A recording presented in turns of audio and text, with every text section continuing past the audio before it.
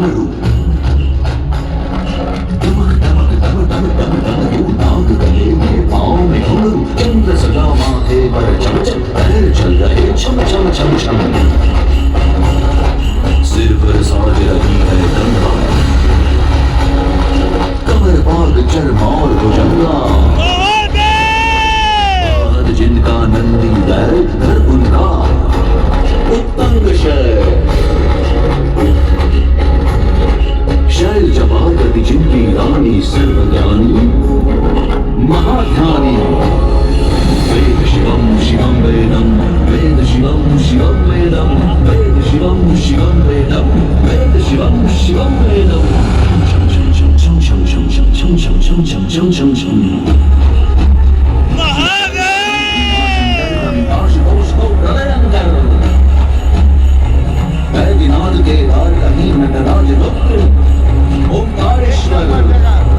सोमनाथ पशुपतिनाथ है विश्वनाथ है त्र्यंबकेश्वर रामेश्वरम है लिंगम नागेश है कृष्णेश्वर वेद शिवम शिवम वेदम वेद शिवम शिवम वेदम वेद शिवम शिवम वेदम वेद शिवम शिवम वेदम छम छम छम छम छम छम छम छम छम छम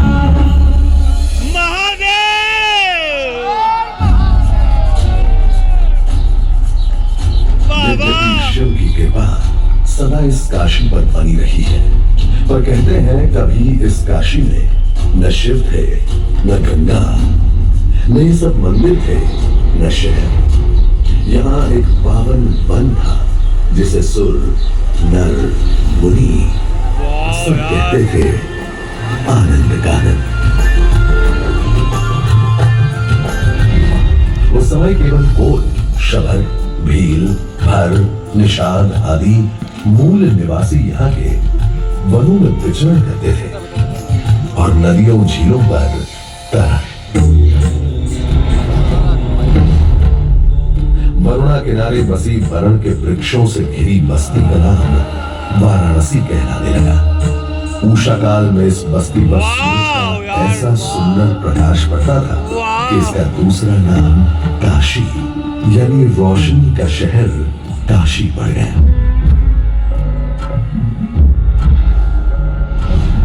कहते हैं कैलाश के हिमालय में वास करने वाले शिव शंकर भोलेनाथ पार्वती से विवाह के बाद आनंद कानन में घर बसाने आ गए और स्वयं गृहस्थी में बंधकर अविमुक्तेश्वर हो गए। उस समय श्री विष्णु जी यहाँ रहते थे और उन्होंने ही अपने चक्र से भूमि को खोदकर चक्र पुष्करणी कुंड का निर्माण किया था।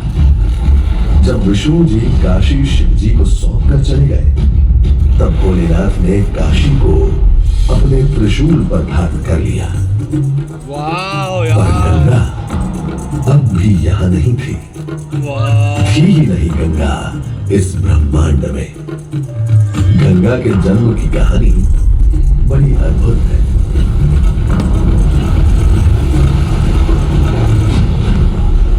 दानी था राजा बलि पर करता था दम।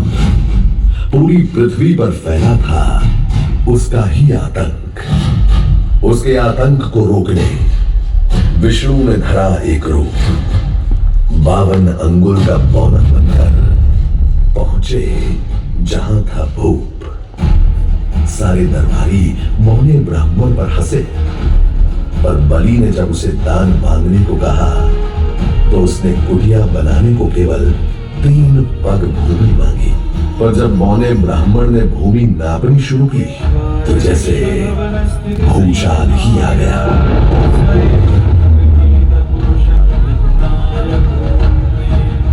वामन ने पहले पग में सारी धरती नाप ली और अगले कदम में स्वर्ग। ब्रह्मा जी ने भगवान विष्णु के चरण धोकर उस जल को अपने कमंडल में भर दिया और अब वामन अवतार ने अपना तीसरा पग बलि के सर पर रखकर उसे पाताल लोक भेद मुक्ति दे दी।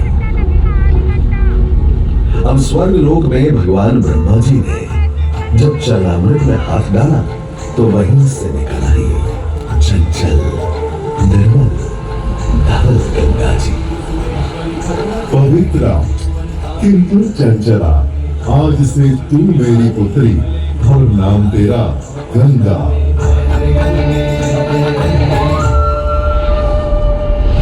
उधर कुछ समय बाद सतयुग में इक्ष्वाकु कुल के सूर्यवंशी राजा सगर ने सारे संसार को जीतने के लिए एक अश्वमेध यज्ञ का संकल्प किया। सुने सुने सुने सब सुने, यह चिन्ह पूजित धवल अश्व जहां भी जाएगा वो भूमि राजा सगर की मानी जाएगी। यदि किसी ने इस अश्व को रोका या पकड़ा तो उसे सगर के 60,000 एक पुत्रों और उनकी लक्षाधिक सेना का सामना करना पड़ेगा। सुने सुने सुने। भूलोक में सगर का अश्व अजय पराजय बढ़ता जा रहा था और स्वर्ग लोक में बढ़ती जा रही थी देवेंद्र इंद्र की दुविधा। डरकर वो अश्व को रोकने की युक्ति लगाने लगे और उसे छल से महर्षि कपिल के आश्रम में बांध दिया। सूचना मिलते ही सगर के 60,000 पुत्र घोड़े की तलाश में लग गए। जब घोड़े को खोजते खोजते वे वसुदेव कपिल के आश्रम में पहुंचे, वहां उन्होंने देखा कि कपिल मुनि आंखें बंद किए बैठे हैं और ठीक उनके पास यज्ञ का वह घोड़ा बंधा हुआ है। क्रोधित हो सभी पुत्र कपिल मुनि को घोड़े का चोर समझकर उन्हें अपशब्द कहने लगे। वाचाल कुमारों, यदि कपिल ऋषि ने खोली आंख तो तपस की योगाग्नि से जलकर तुम सब हो जाओगे राख। सूर्य के वंशजों को आग से डराता है मूर्ख। अगर तूने तुरंत आंख न खोली तो अभी तेरा दम भी सर तेरे धड़ से अलग करता हूं घोड़ा चोर।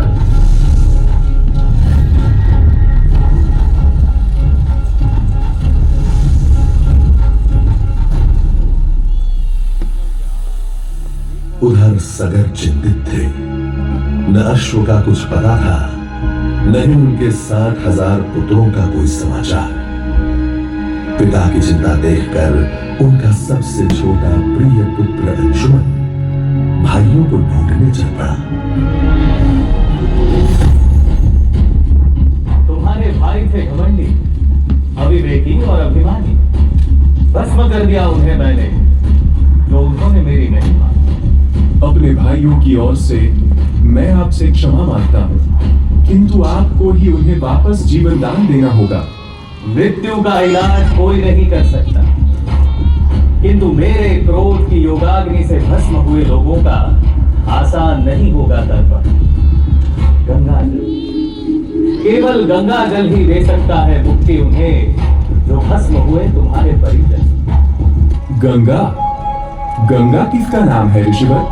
स्वर्ग में विष्णु के चरणों से पैदा ब्रह्मा की पुत्री है गंगा। तुम ब्रह्मा जी को मनाओ और गंगा को अपने भाइयों के तर्पण के लिए पृथ्वी पर ले आओ। जाओ। अंशुमन को अपने भाइयों के तर्पण के लिए गंगा को लाने का बहुत मन था, किंतु किसी को राजधर्म भी तो निभाना और राज भी चलाना था। देखते देखते 7 पीढ़ियां गुजर गईं। बस 7 पीढ़ियों के बाद समय आने पर राजकुमार भगीरथ ने राजा बनने से साफ मना कर दिया। क्षमा कीजिए, क्या ये आवश्यक है कि राजा का बेटा ही राजा बने? मैं पहले तपस्या करूं और फिर ब्रह्मा से गंगा को मांग कर पृथ्वी पर ले आऊंगा और फिर उनके पावन पवित्र जल से अपने 60,000 पूर्वजों का तर्पण करूं। भागीरथ दूर एक जंगल में समाधि लगाकर बैठ गए और ब्रह्मा का आह्वान करने लगे।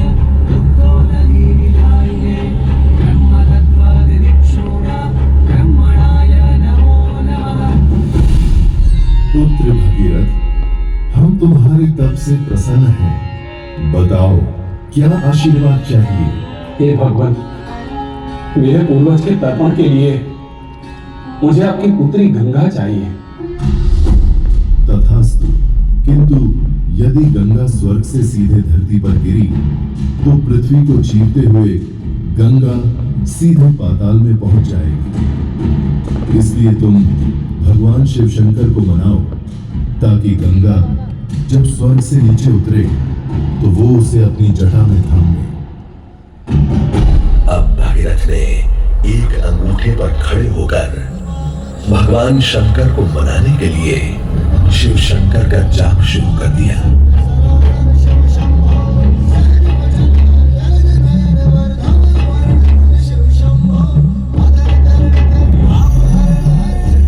मांग लो पुत्र, कोई भी वर मांग लो आज।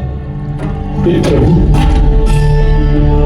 जब गंगा स्वर्ग से धरती पर गिरे तब आप बीच में उन्हें अपनी जटाओं में साध लें, नहीं तो पूरी पृथ्वी नष्ट हो जाएगी। शिव तैयार है, आने दो गंगा को, आने दो।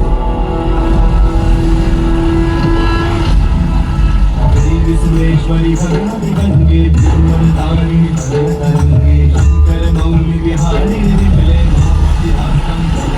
गंगा ने भगीरथ के साथ गंगा सागर जाकर सगर के पुत्रों का उद्धार किया।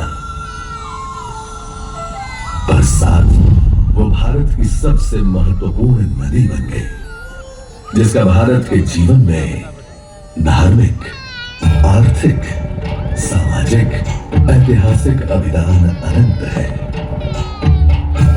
वेदों, उपनिषदों और महाभारत में जहां काशी वाराणसी के महात्म्य का बयां है, वहीं स्कंद पुराण में काशी खंड में भी इस पावन भूमि का है बखान।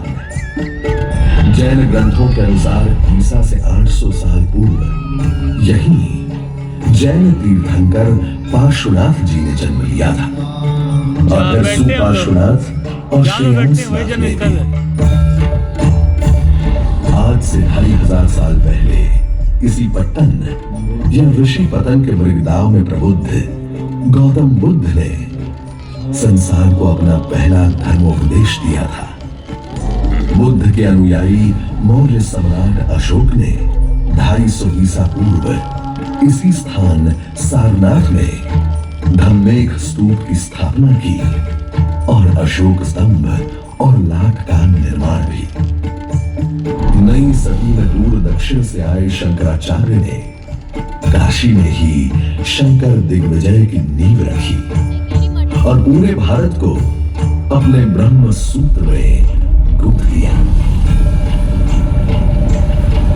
ऐसे फलते फूलते पवित्र नगर को नजर तो लगनी ही नहीं। सुदूर उत्तर पश्चिम से आए आक्रांताओं ने काशी को बहुत क्षति पहुंचाई और तमाम मंदिरों, आश्रमों, धर्मस्थानों को ध्वस्त कर दिया।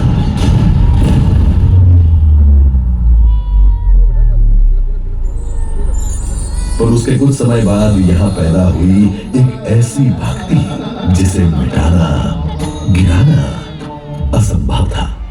संत कबीर की वाणी से फूट निकली एक ऐसी भक्ति धारा जिसमें नहाने कभी गुरु नानक देव काशी आए तो कभी भक्त सूरदास, तो कभी चैतन्य महाप्रभु, कभी संत कभी एकनाथ, तो कभी मीराबाई।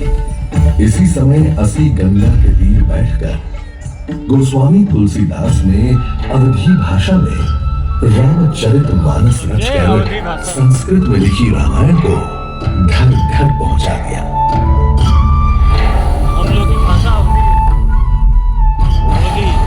समयांतर में इंदौर महेश्वर की महारानी अहिल्याबाई ने विश्वनाथ मंदिर का फिर पुनः निर्माण करवाया। उन्होंने नए घाट बनवाए और सैकड़ों कुएं, तालाब, मंदिर, धर्मशालाएं, सड़कें भी बनवाई। काशी पर उनकी विशेष कृपा दृष्टि थी और इस क्षेत्र में पंचक्रोशी परिक्रमा के लिए नया मार्ग, कई घाट और गंगा पर मंदिर भी महारानी ने बनवाया।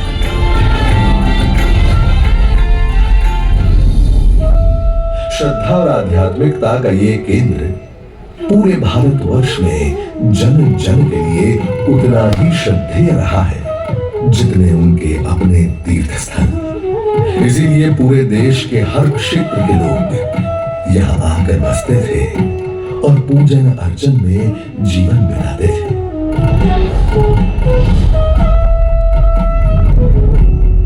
ऐसे ही कई परिवार तमिल क्षेत्र से भी यहां बसे थे, जिनमें थे तमिल कवि सुब्रमण्यम भारती के परिजन चिन्ना स्वामी सुब्रमण्या भारती यानी बालक सुवैया, जिनकी कम उम्र में ही संगीत, भाषा, कविता पर पकड़ देखकर लोगों ने उन्हें सरस्वती पुत्र भारती का खिताब दे दिया।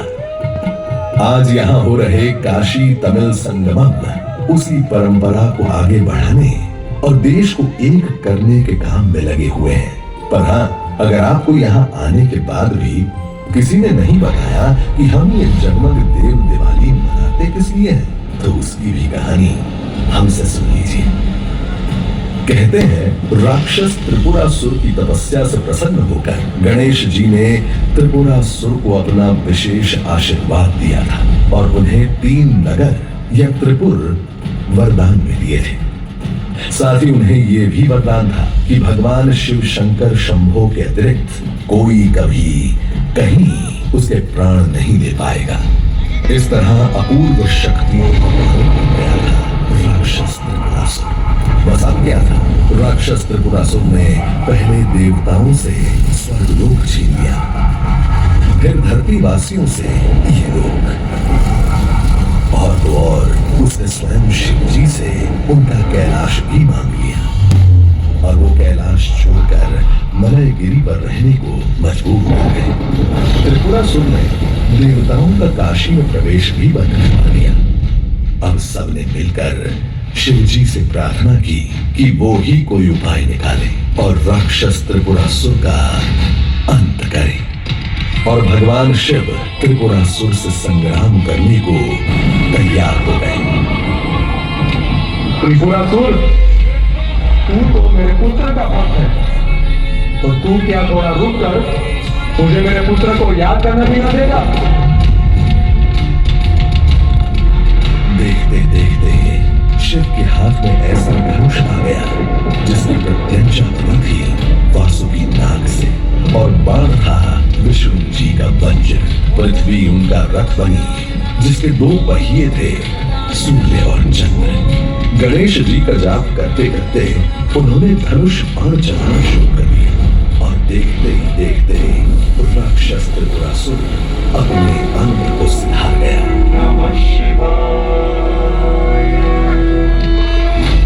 राक्षस त्रिपुरासुर के मरण और मुक्ति के दिन देवताओं ने स्वर्ग में देव दिवाली मनाई और धरती पर काशी के वासियों ने।